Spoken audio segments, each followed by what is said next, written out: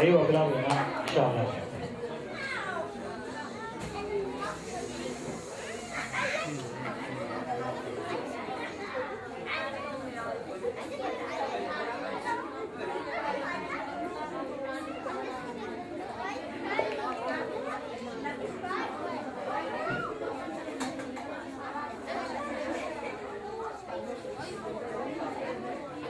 هلا فريست إن شاء الله وبلا بينا.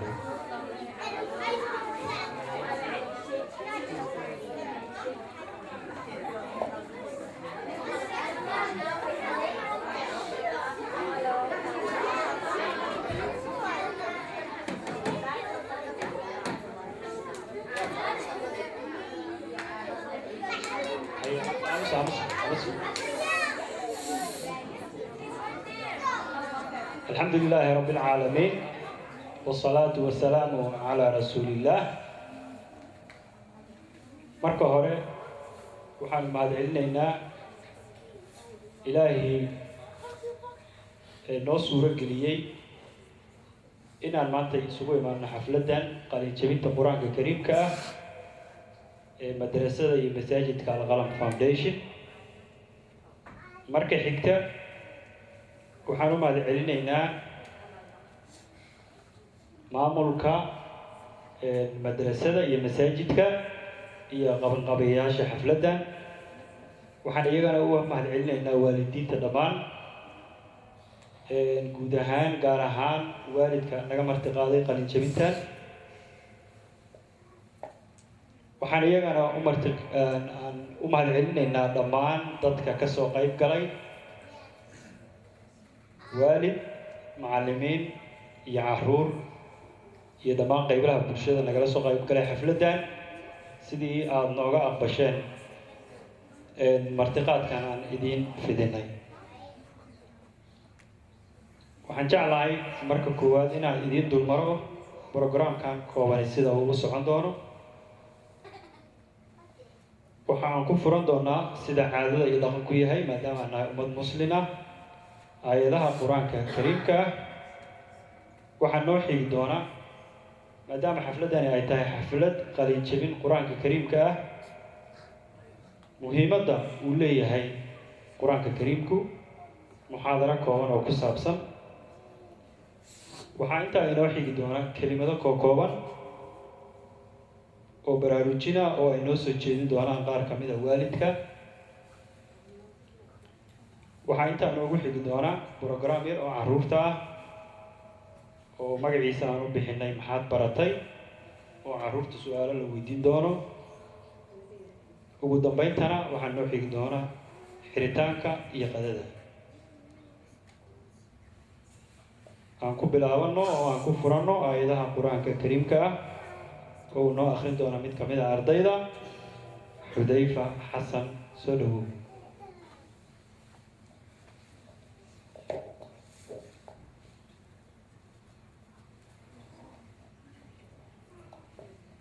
أعوذ بالله من الشيطان الرجيم. وكيف تكفرون وأنتم تتلى عليكم آيات الله وفيكم رسوله ومن يعتصم بالله فقد هدي إلى صراط مستقيم. يا أيها الذين آمنوا اتقوا الله حق تقاته ولا تموتن إلا وأنتم مسلمون. واعتصموا بحبل الله جميعا ولا تفرقوا واذكروا نعمة الله عليكم إذ كنتم أعداء فألف بين قلوبكم فأصبحتم بنعمته إخوانا وكنتم على شفا حفرة من النار فأنقذكم منها.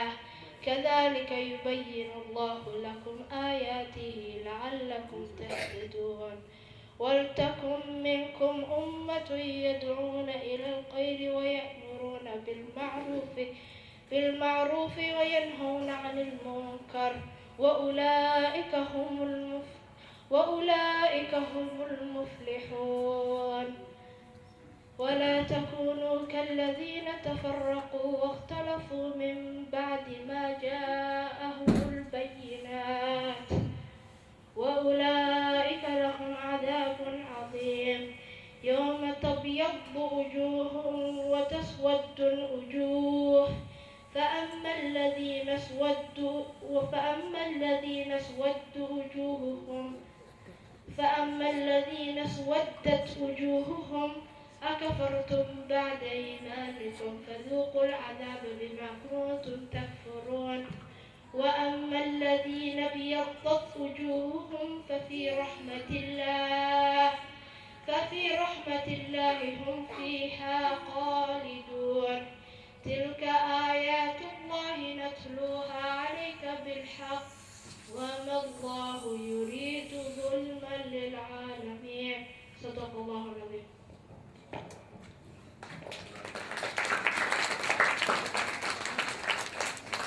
صدق الله العظيم. إلهي أجرها كسي أنا الله نبغى أنفعه waxaa noo xigi doona sidii aan hore kugu sheegay kelimad ku saabsan muhiimadda qur-aanka kariimka ah. sheekh xasan falyatafadal mashkuur.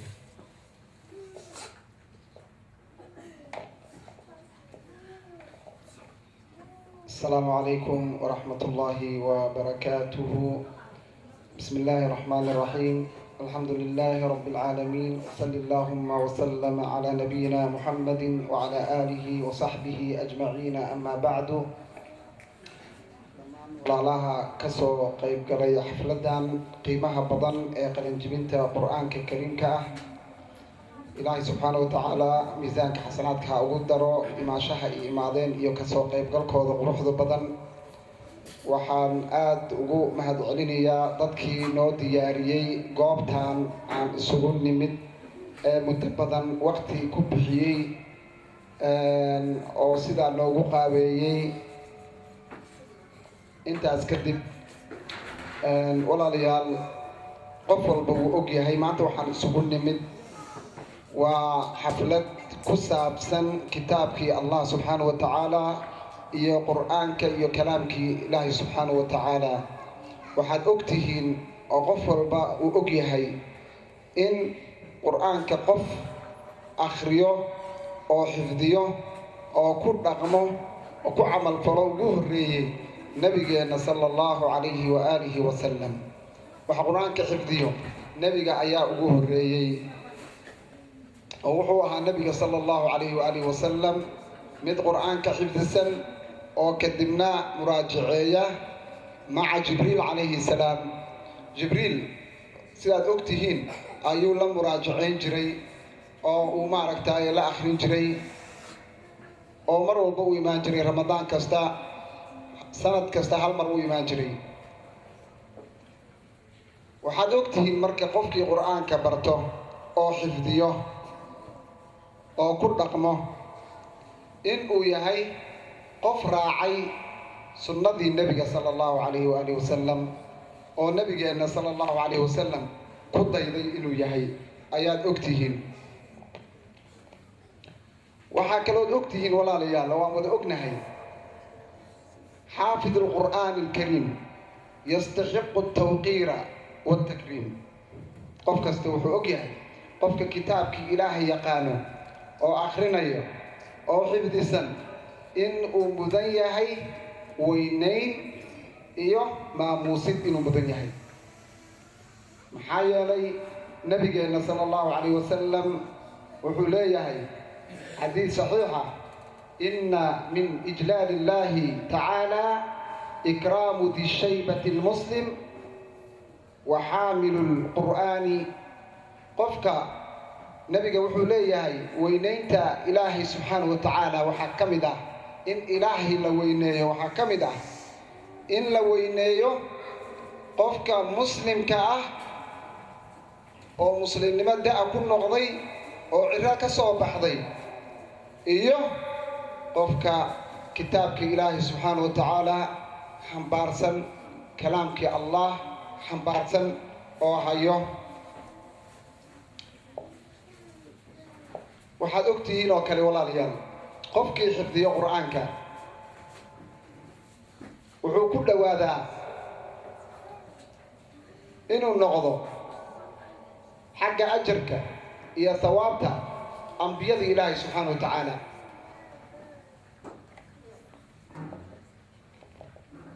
waxaa kaloo qofka qur'aanka xifdisan xaafid alqur'aani axaqu nnaasi bilimaamati. nin uu yahay qofka kitaabka ilaahay subxaana wa tacaala xifdiyo mid ka mudan dadka kale inuu dadka hor istaago oo uu imaam u noqdo. maxaa yeelay nebiga sala allahu calayh waali wasalam wuxuu leeyahay ya-ummu lqawma aqra'uhum likitaab illaahi subxaana wa tacaala.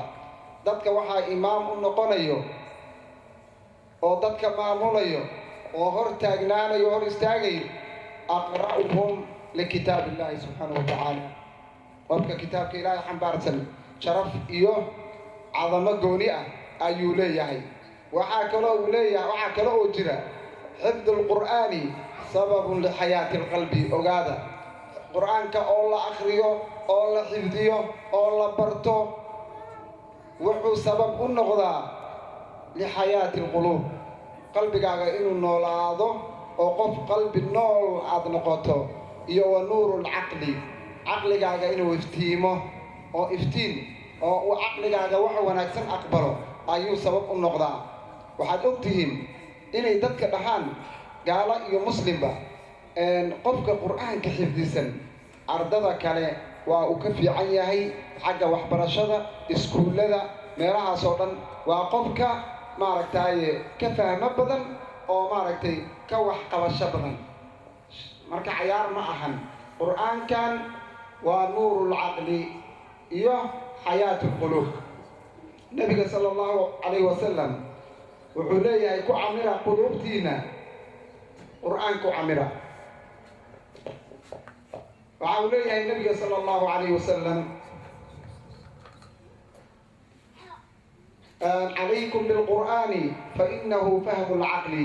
cafwan waa hadal Kacab, waxaa odhanaya sidaas Kacab oo saxaabi ah radia allahu canhu. wuxuu leeyahay calaykum bilqur'aani fainahu fahmu lcaqli. Kacab ibn Umayy wuxuu ahaa xaafid la yaqaano. wa nuuru lxikmati wa yanaabiicu lcilmi. qur'aanka waa fahamka caqliga. waa sidii hadda aan sheegnay, qofka qur-aanka xifdisan dadka kale waa uu ka faham badan yahay. xaafidu lqur'aani, qofka xaafidka oo qur'aanka xifdisan iyo qofka kale hadday meel ku wada dhintaan oo hal meel la rabo in lagu aaso, waxaa la hormarayaa qofka qur'aanka xifdisan. waad ogtihiin macrakadii Uxud, nebiga sala allahu calay wasalam dadka shuhadada ah wuxuu dhihi jiray keebaa qur'aan badan. qabrigaa la horgelin jiray, qabriga ayaa la horgelin jiray. waa masiya gooni ah uu leeyahay qofka qur'aanka xifdisan. qofka qur'aanka xifdisan oo kitaabka allah subxaana wa tacaala ka warqabo oo maalin kasta akriyo oo ku dhaqmo oo markuu gaarigiisa wato daarto oo dhegaysto, wuxuu helaa naxariista allah subxaana wa tacaala. sidaasna ilaahay subxaana wa tacaala wuxuu leeyahay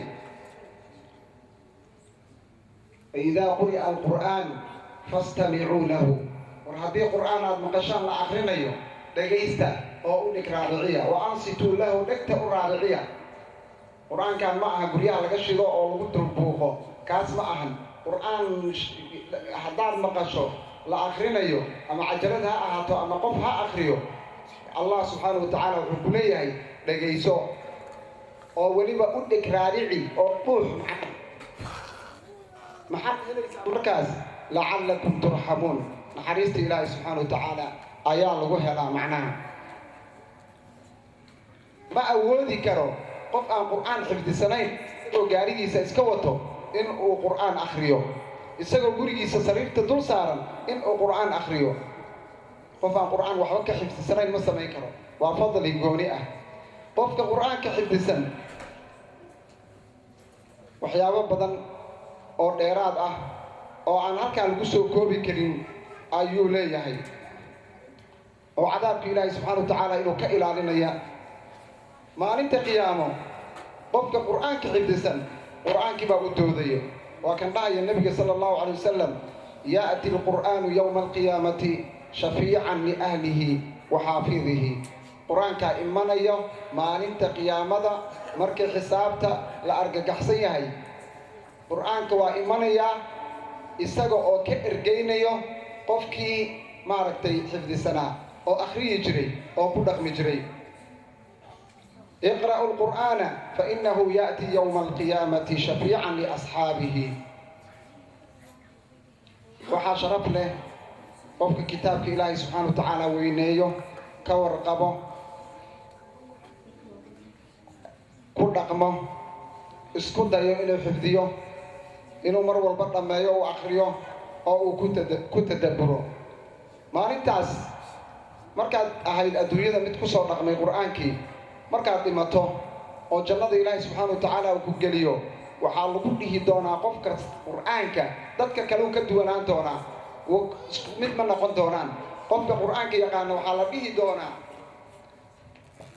lisaaxibi alqur'aan, waxaa lagu dhahayaa iqra' war akhri qur'aanka. waa la diyaarinayaa iqra' qur'aanka bal akhri, warqa kor jaraanjaradan baa la leeyahay. waxaad ogtihiin jaraanjarada waa dabaqyo, kor baa lagu dhihi doonaa jaraanjaradan, warattil kamaa kunta turattilu fi dunya. oo qur'aanka kala dhigdhig adduunyada markaad joogtay sidaad u kala dhigdhigi jirtay. maxaa yeelay meesha mansiladaada iyo meesha aayadda ugu dambayso ay ku gaarsiiso iyo intuu la egyahay xifdigaaga bay noqonaysaa jannadana. meel dhow hadduu kaaga dhammaado meeshaasaa jannada ka tegaysaa. haddii aayadda ugu dambaysa aad gaarsiiso waxaad tegaysaa jannada meesha ugu sarrayso ugu fiican baad gaari doontaa. dadka qur'aanka xifdisan waa dadkii ilaahay subxaana wa tacaala iyo dadka maaragtay khaasada ilaahay subxaana wa tacaala ayay ka mid yihiin dadka qur'aanka xifdisan. waalidiinta qur'aanka carruurtooda kula dadaalo oo qur'aanka iyo kitaabka ilaahay uu la qiimo badan yahay oo uu la weyn yahay oo agtooda sharafta uu ka leeyahay, oo carruurtooda qur'aanka baro, maxay leeyihiin ayagana? wuxuu leeyahay nabiga sala allahu calayh waalihi wasalam, man qara'a alqur'aana wa camila bima fiihi ulbisa waalidaahu yowma alqiyaamati ulbisa waalidaahu taajan yowma alqiyaamati daw'uhu axsanu min daw'i shamsi. waalidka arday canugiisa qur-aanka baro oo ku dadaalo oo kula dadaalo oo arrintaas ihtimaam siiyo, wuxuu leeyahay nabiga sala allahu calayh wasalam, ardaygaasi qur-aanka bartay oo ku dhaqmay oo ka warhayo waxaa loo xirayaa waalidkii maalintii qiyaamada, waxaa loo xirayaa duub baa loo xirayaa duub. dadka kale looma xirayo, ogaada, duub baa loo xirayaa. duubkaasi iftiinkiisa wuxuu ka wanaagsan yahay iftiinka qorraxda. adduunyadan markaan joogno, fi buyuuti dunya markaan joogno,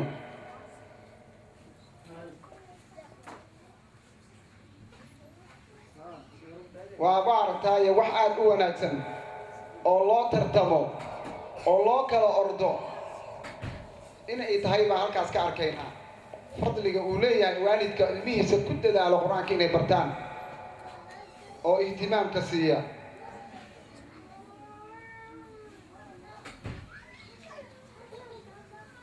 waalidka qur-aanka carruurtiisa bara oo kula dadaalo qur-aanka inay bartaan. sidoo kale waxa uu leeyahay nabiga sala allahu calayh wasalam, yajii'u alqur'aanu yowma alqiyaamati, maalintii qiyaamada waxaa imanaya qur'aankii, fayaquulu yaa rabbi, qur'aankaa dhahayoo hadlayo, ogaada maalintaas wax kastaa hadlaya, gacantaadaa hadli karto, lugtaadaa hadli karto, ilaahay subxaana wa tacaala kadibna wuxuu yidhi andaqana allahu aladii andaqa kulla shay. qur'aankii baa hadlayo wuxuu leeyahay yaa rabbi xallihi, rabbiyow u labis, oo yaa loo labisaya waa waalidkii, fayulbasu taaj alkaraamati, waxaa loo xirayaa taajka, duub sharafeed baa loo xirayaa qofkii, duub sharafeed ayaa loo xirayaa. kadibna wuxuu leeyahay qur'aankii yaa rabbi sidhu, rabbiyow u siyaadi, fayulbasu xullatu lkaraamati, duub bay marka hore ahayd, waxaa loo xirayaa isku joog isku joog baa loo xirayaa oo maaragtaaye isku joog maaragtay sharafeed baa loo xirayaa kadibna wuxuu odhanayaa qur'aankii yaa rabbi irda canhu rabbi ou ka raali noqo fayardaa canhu ilaahay baa ka raali noqonayo wa yuqaalu lahu iqra warqa wa tuzaadu bikulli aayatin xasana kaas marka waa qofkii qur'aanka xifdisanaa waxaa sidaas ilaahay subxaana wa tacaala u maamuusayo oo sidaasi loo sharfayo waa qofka qur'aanka xifdisan waalidkana waa sidoo kale waxaa loo xirayaa iyagana taaj karaamaa loo xirayaa markaasay waxay odhanayaan rabbiyow xaggee waxaa nooga yimid rabbiyow xaggee nooga yimid wuxuu leeyahay nebiga sala allahu calayhi wasalam waana sidii soo gaabinayaa xadiidkaana kusoo khatimiyaa insha allahu tacaala maadaama waqtiga lagu yaryahay iska raali ahaada waxa uu leeyahay qofka qur'aanka canugiisii baray oo sharfay oo qur'aankii xifdisiiyey oo ku dadaalay waxaa loo xirayaa taaj karaamaa loo xirayaa duub karaamaa loo xirayaa markaasaa wuxuu leeyahay labadii dhashay waxay odhanayaan bimaa ku siinaa haadihi maxaa dharkan iyo karaamadan iyo intaan oo dhan noola maamuusay markaasaa waxaa lagu leeyahay allah wuxuu ku leeyahay biakhdi waladikum alqur'aan alkariim qaadashada canugiinna uu qaatay qur'aankan kariimka ah sababteedaa sidaas lidin yeelay sababteeda ayaa lidinkuugu xiray marka walaalayaal waxaad og tihiin fadliga uu leeyahay qur'aanka halkan laguma soo koobi karo waa in yar oo iska baraarujin ah oo tusaale ka ah iyo inaan isku dhiirigelinno inaan awlaaddeenna iyo carruurteenna aan barno kitaabka ilaahay waa waxa keliya oo markii la akhrinayo oo lagu daalayo laba ajir uu leeyahay qofka baranayo oo gagafayo qofkii aad u bartana maca safarati alkiraami albarara malaa'igta ilaahay agtiisa aladiina laa yacsuuna allaha fiima amarahum malaa'igtaan ilaahay ku caasinin oo mataqaanaa allah adeecsan agtooduu ahaanayaa midka gafayana sidaasuu ahaanayaa laba ajar waa waxa keliya haddii lagu gafa xitaa ajar lagu helayo oo lagu dhibtoonayo waa waxa keliya oo dhibkiisa iyo ku dadaalkiisa ilaahay kaa abaalmarinayo janno kugu siinayo waa waxa keliya oo carruurtaada haddaad barto ilaahay kaa abaalmarinayo oo allah uu ku maamuusi doono haddaad wax kasta ku dadaasho waa un adduunyo iyo waxyaabo kale laakiin kitaabka ilaahay subxaana wa tacaala wax la mid ah ma jiraan walaalayaal waana ognahay afkana waa ka dhahnaa waana ku dadaalnaa aad aan ugu sii dadaalno intii karaankeenna ah inaan akhrino oo aan ku dhaqanno oo aan maaragtay aan ku tadabburno oo aan xifdino aan ku dadaalno oo aan fahanno insha allahu tacaala الذين يتلون إن الذين يتلون كتاب الله وأقاموا الصلاة وأنفقوا مما رزقناهم سرا وعلانية يرجون تجارة لن تبور قناعسي كاهر يا مأهن قناعسي خسارة يا مأهن كوا إلهي كتاب كيس أخريو كوا إلهي سبحانه وتعالى كتاب كيس أخريو تجارة عن ضماد لهين با إلهي سبحانه وتعالى وسيليا وأن خسارة لهين كو خساري ميسد marka ku dadaal kitaabka allah subxaanahu wa tacaala ku dadaal insha allahu tacaala intaasaan kusoo gabagabaynaya insha allah asalaamu calaykum waraxmat ullahi wabarakaatu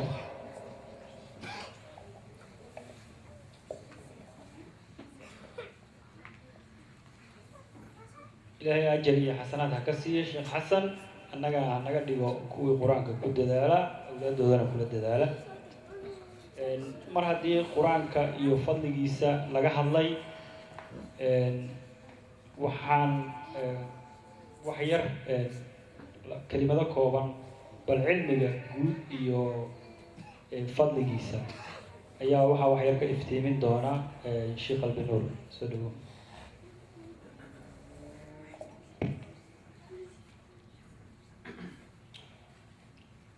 الحمد لله توحد في ذاته وصفاته الأحدية تحت الجلية ثم الصلاة والسلام على سيدنا ومولانا محمد وعلى آله وصحبه أجمعين إن الله تعالى يقول في كتابه العزيز إنما يخشى الله من عباده العلماء وقال أيضا شهد الله أنه لا إله إلا هو والملائكة وأولو العلم قائما بالقسط لا إله إلا هو العزيز الحكيم.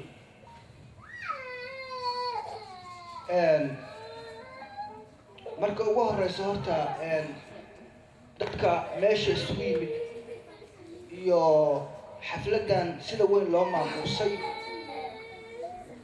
aad iyo aad baan ugu mahadnaqaynaa yeeritaanka ay ma garanaysaa ay noogu yeereen iyo ma garanaysaa waxa wanaagsan oo ay ka shaqeeyeen iyo waxa ma garanaysaa ay na tuseen. marka xigta waxa horta wixii quraanka faridiisa macallinka yaa aad nooga haqabtiray.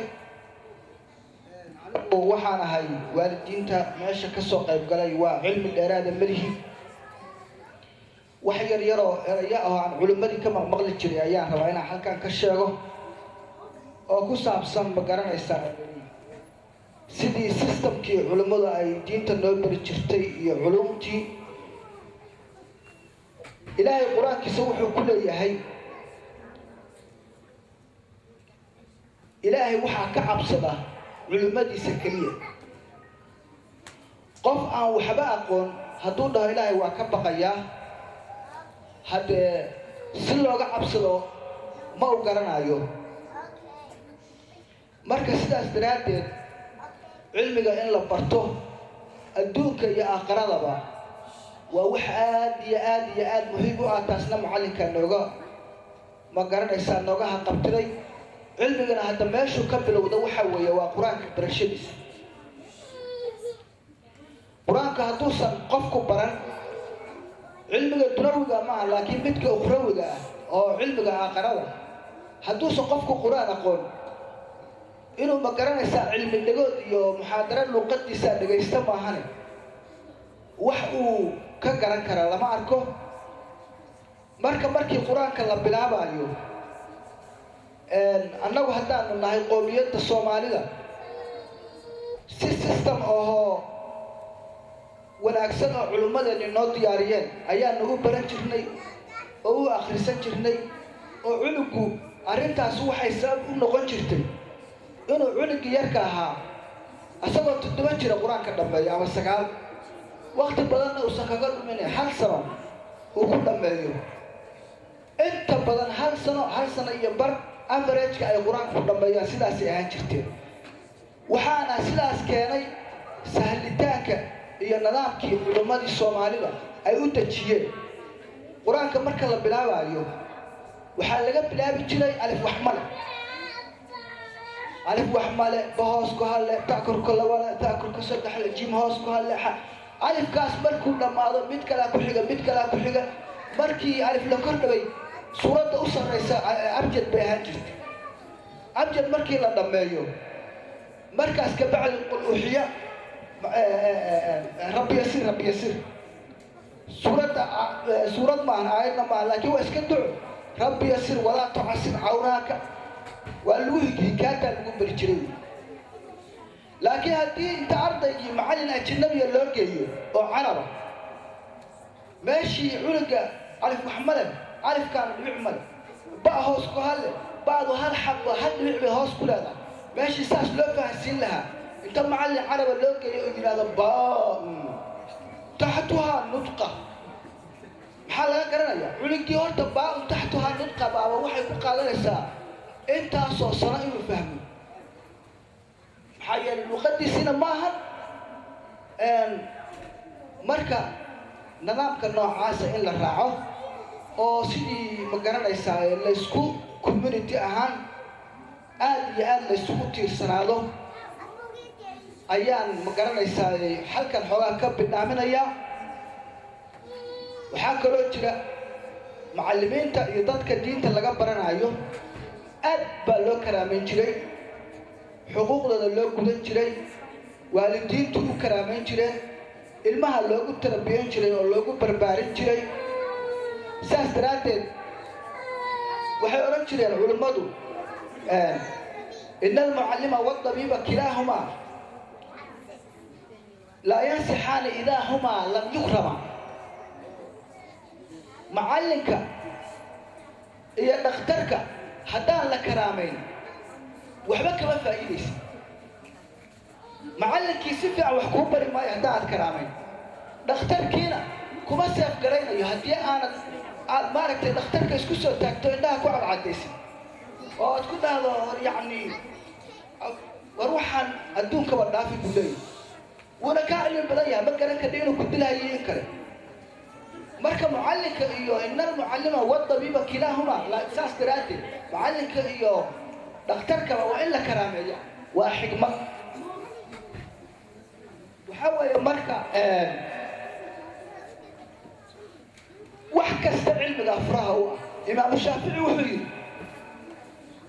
in aradta dunya haddaad adduunyo rabto fatacallim alcilm cilmiga bara buu leeyahy imaamu shaafici haddaad adduunyo rabto adoon jaamacad ka bixin oo aan waxbarano iskuulka dhammayn maxaa macnaha waxtarkaagu noqon karaa adduunyada xaggeeda waa isla garanaynaa wey waxba ma keenaysa haddaa wa in aragta alaakhira aakhira haddaad doonaysidna fatacallim alcilma buu leeyahy imaamu shaafici haddaad aakhira rabtana waxbaro oo cilmiga aakhirada hadda adigoon baran waxba ma dheefaysid wey ilaahay maba ka cabsan kadhib mana garanaysid saas daraaddeed aayad qur-aan ilaahay wuxuu ku leeyahay shahida allaahu annahu laa ilaaha illaa huwa walmalaa'ika ilaahay wuxuu qirayaa inuu ilaahay keligii yahay yaa ku raacay oo ka daba qiray malaa'igta yaa ku xigsada wa ululcilmi kuwa cilmiga iska leh qofka hadduusan cilmi lahayn oo ilmihii aanaan waxbarin ama aana annagu waxbaran dee wixii la rabaa rabbina kaga dhigayaa wey maxaa yeelay cilmi aad waxaan inuu qaldan yahay inuu saxan yahay aad ku garato lama arka wey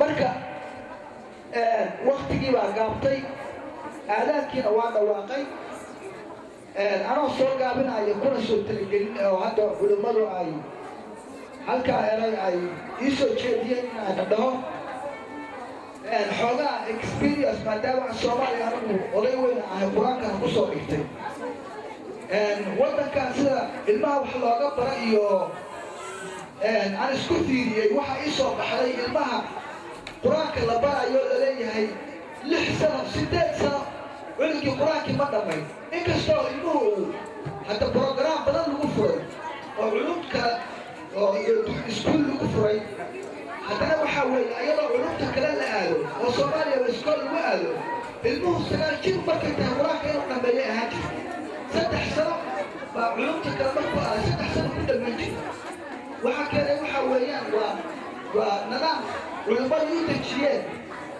arrin wax ma leh shiiqii keenay sheekh yuusuf kowley baa loola jira waa nidaam culimmadeena ay dejiyeen ay u dejiyeen sida annaga luqadeeda iyo dadkeeda uu shorka uu ugu fahmi karo si gaaban uu ugu soo fahmi karo marka sidaas in la raaco la isku duubnaado community la ahaado sidaas ayaa halka ka yara fiirinaya dadka waxaa laga baranayaa aad loo makaanaysaayo weliba hooyooyinka aad u dadaala meel kaste waxa weeyaan ragga iyo dumarka meel kasta waxa weeye maamadii baa horayso oo makaranaysaa ilaahay khayr ha siiye sideedana waagi hore waxaa loola jiri ragga dumarkaa kala sarraysiiya oo soo iyo makaranaysaa marka in aad loo dadaalo ayaan makaranaysaa isku dardaarmaynaa wasalaamu calaykum waraxmatullaahi wabarakaatu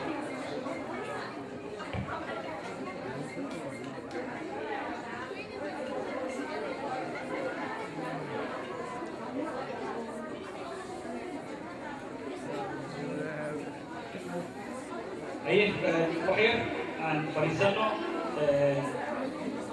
ogaan ku qayrayna goraaniya sheekh albinoor aad buu u mahadsan yahay markaana waxaan ku xijinaynaa barnaamijkii carruurta waa barnaamij yar oo kooban macallinka ayaana aan ku wareejin doonaa codbaahiyaha isaga ayaa programkaasi loo wadi doonaa بسم الله الرحمن الرحيم. وحي الرهلا عمسو إن شاء الله تعالى waxaan noo bilaabanayo waa qaabinaynaa hadduu allah subxaana wa tacaala uu idmo waxaan noo bilaabanayo ardada qalanjibisay maanta xafladooda aan u fadhino maadaama ay qur'aankii dhameeyeen in aan ogaano bal in qur'aanka qaybo ka mida aan weydiino si ay noogu akhriyaan waxaan ku bilaabayaa cabdiraxmaan cabdirasaaq axmed ماشي عرفها قولي الميكروفون قولي عبد الرحمن وحان كويدين يا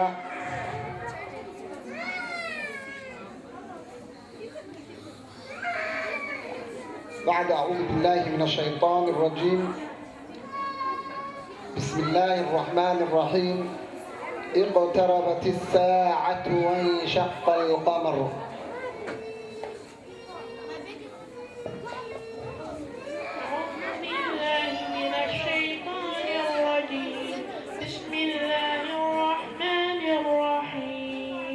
اقتربت الساعة وانشق القمر وإن يروا آية يعرضوا ويقولوا سحر مستمر وكذبوا واتبعوا أهواءهم وكل أمر مستقر ولقد جاءهم من الأنباء ما فيه مزدجر حكمة بالغة فما تغني النذر فتول عنهم يوم يدعو الداعي إلى شيء نكر خش عن أبصارهم يخرجون من الأجداث كأنهم جراد منتشر مهدعين إلى الداعي يقول الكافرون هذا يوم عسر. بارك الله فيك. waxaad aqrinaysaa xaafiduu cala الصلوات.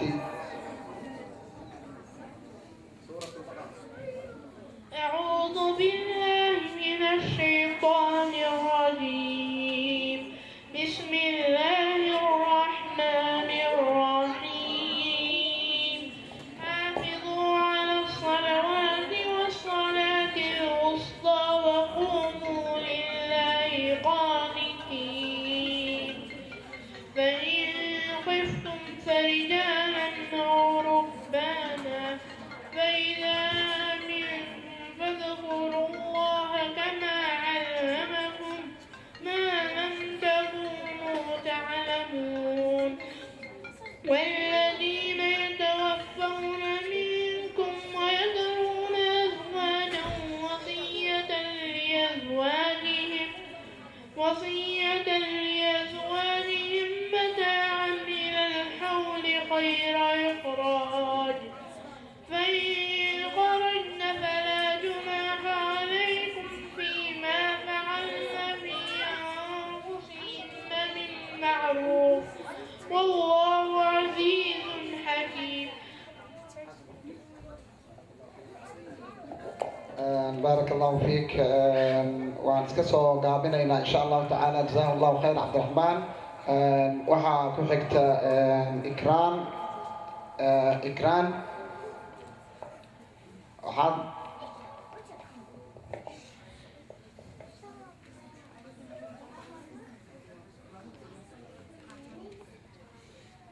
إكران واحد أخرساء محمد رسول الله في سورة فتح. أعوذ بالله من الشيطان الرجيم محمد رسول الله والذين معه أشداء على الكفار رحماء بينهم تراهم ركعا سجدا يبتغون فضلا من الله ورضوانا سيماهم في وجوههم من أثر السجود ذلك مثلهم في التوراة ومثلهم في الإنجيل كزرع أخرج شطأه فآزره فاستغلظ فاستوى على سوقه يعجب الزراع ليغيظ بهم الكفار وعد الله الذين آمنوا وعملوا الصالحات منهم مغفرة وأجرا عظيما. واحد قضاء. بسم الله الرحمن الرحيم. الرحمن. أعوذ بالله من الشيطان الرجيم. بسم الله الرحمن الرحيم. الرحمن علم القرآن خلق الإنسان علمه البيان. الشمس والقمر بحسبان والنجم والشجر يسجدان والسماء رفعها ووضع الميزان ألا تطغوا في الميزان وأقيموا الوزن بالقسط ولا تخسروا الميزان والأرض وضعها للأنام فيها فاكهة والنخل ذات الأكمام والحب ذو العصف والريحان فبأي آلاء ربكما تكذبان. خلق الإنسان من صلصال كالفخار وخلق الجن من مارج من نار فبأي آلاء ربكما تكذبان. بارك الله فيك. جزاكم الله خيرا. إن شاء الله تعالى waxaanu ugu xigo ardayda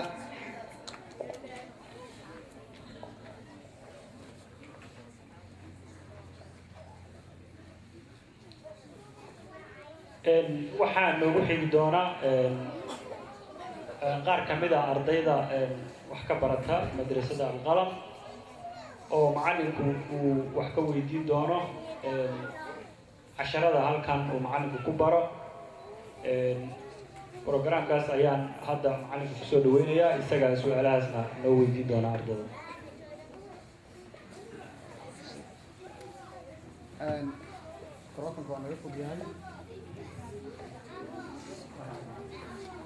waxaan u yeerayaa microfonkan waa iga fog yahay. microfonku istaagi doonaa qofkaan u yeero.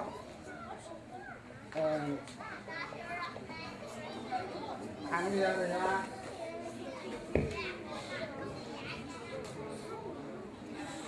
tasniim. tasniim igu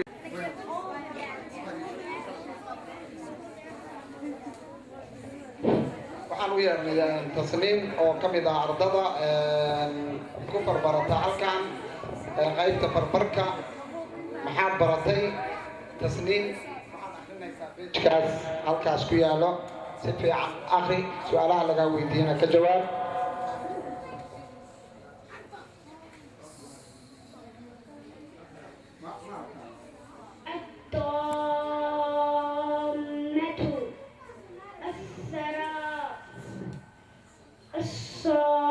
الصاخة الرحيم التقوى الضالين الذكر النبي صلى الله عليه وسلم الدهر الصادقون الزانين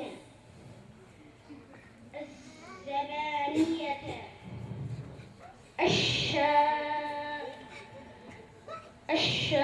الشافعين.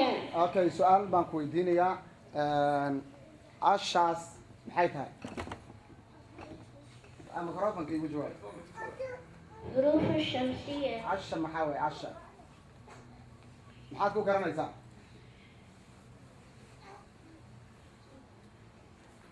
maxay ku kala duwan yihiin shamsiya iyo qamariya? al shamsiya al qamariya. ka dambeeyo waxa weeye shamsiya. kuwa shamsiya. maxay ku kala duwan yihiin qamariya iyo shamsiya? naamka silent waaye shamsiya qamariyan.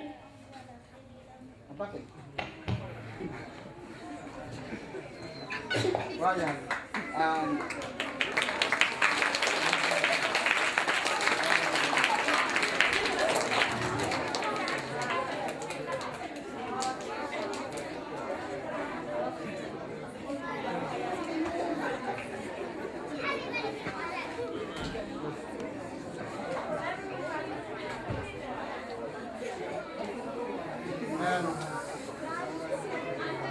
waxaan rabaa aamusa wax yar su-aasha kale waxaad akrisaa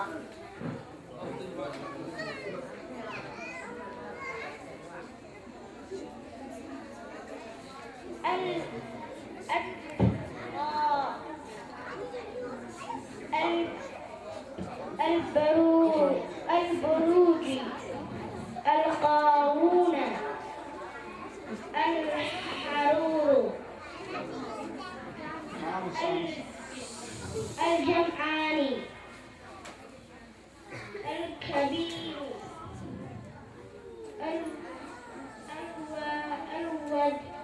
الودود الخالق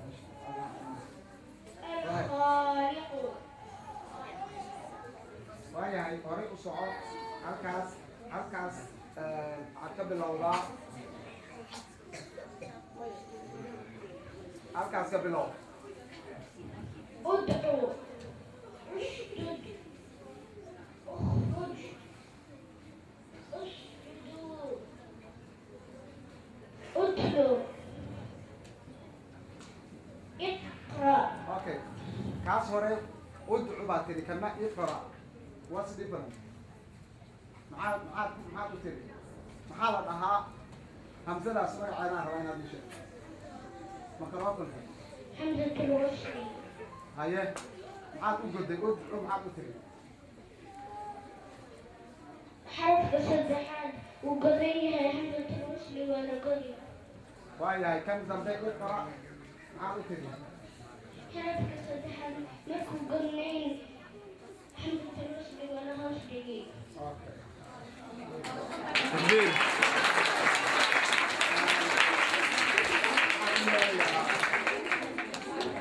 waxaan yeelayaa bahja waxaa loo yeerayaa baaja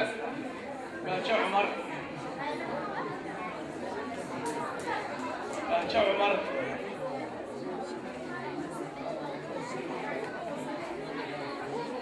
baaja ma joogtaa baaja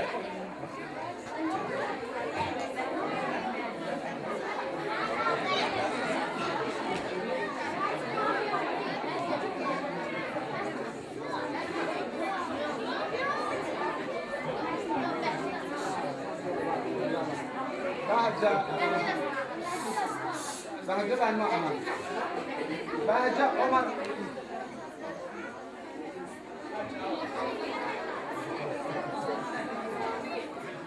Awi bahja cumar bahja ma joogto miya waayahay waxaan u yeerayaa maxamed kaasiriiska maxamed soo dhow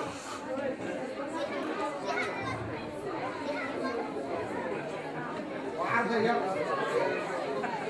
dhiganayaa ها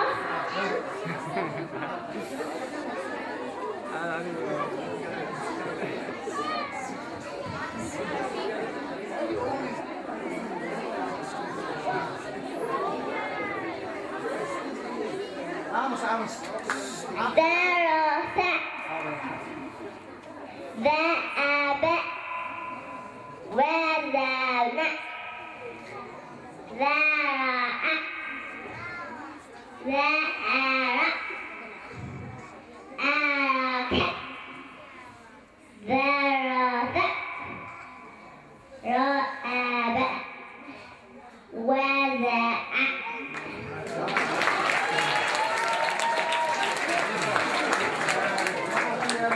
waxaan ku yeerayaa oo waxaan ku weydiin doonaa rehaan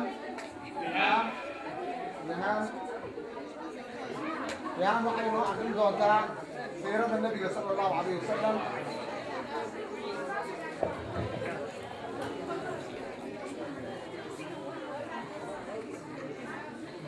بارك.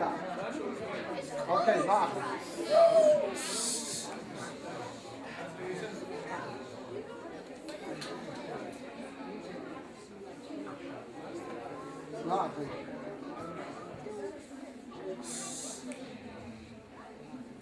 نسبه هو محمد بن عبد الله بن عبد المطلب بن هاشم، وهاشم من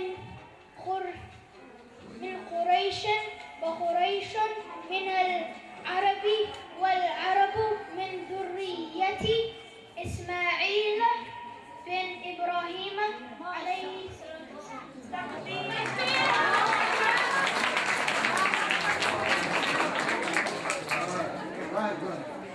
صفاته كان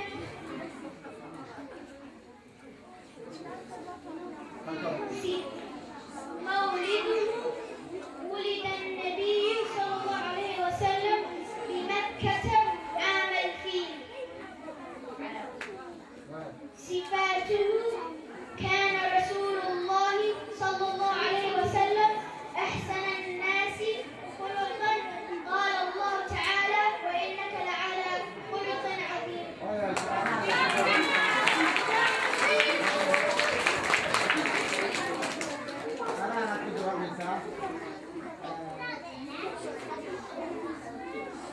ولد النبي صلى الله عليه وسلم ولد النبي صلى الله عليه وسلم من تكو آدم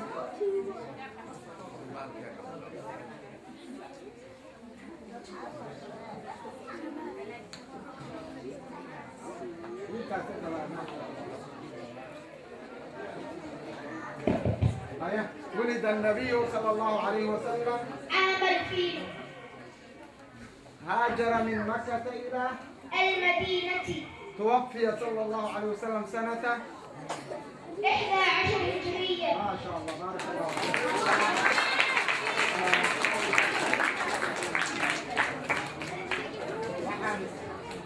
waxaan u yeerayaa abshir baa loo yeeraya. Guys, instead of clapping, we're going to say Allahu Akbar, okay? Inshallah. Allahu Akbar. Whoever answers it, we're going to say Allahu Akbar, okay?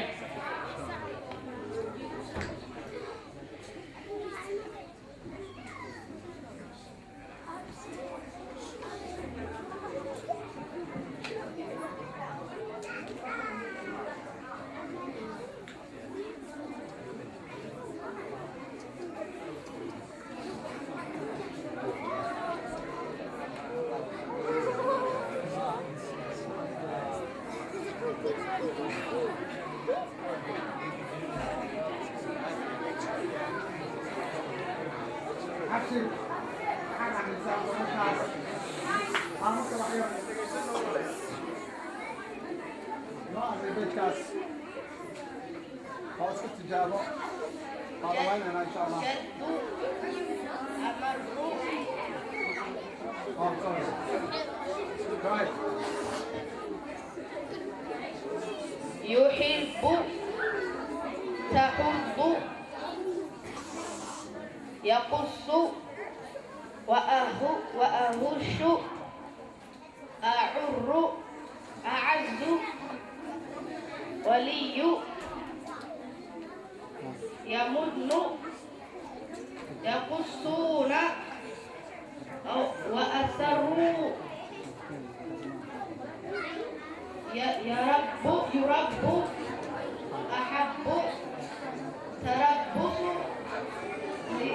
ليمنع، وليون. وسع ربنا كل شيء علما. الحي القيوم.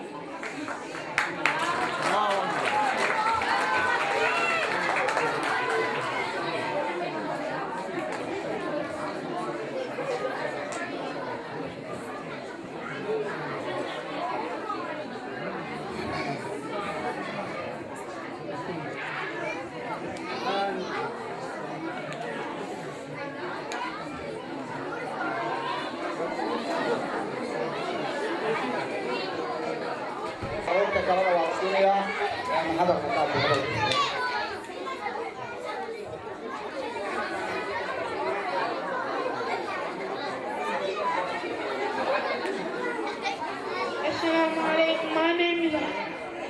Assalamu alaikum. My name is Abdurrahman. First, I thank Allah, the only God is Allah subhanahu wa ta'ala. Second, I thank my teachers for teaching me Quran. Third, I thank my parents for helping me learn the Quran. Fourth, I thank the people who came here. And most of all, I thank Allah for His mercy for letting me finish the Quran and making it easy for me. ما شاء الله بارك الله فيك الله سبحانه وتعالى يباركيه فرانكين الله يباركيه وضع أمال ويوم المها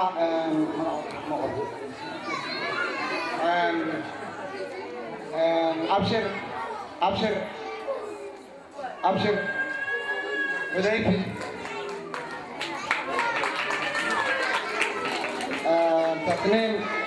تسنيم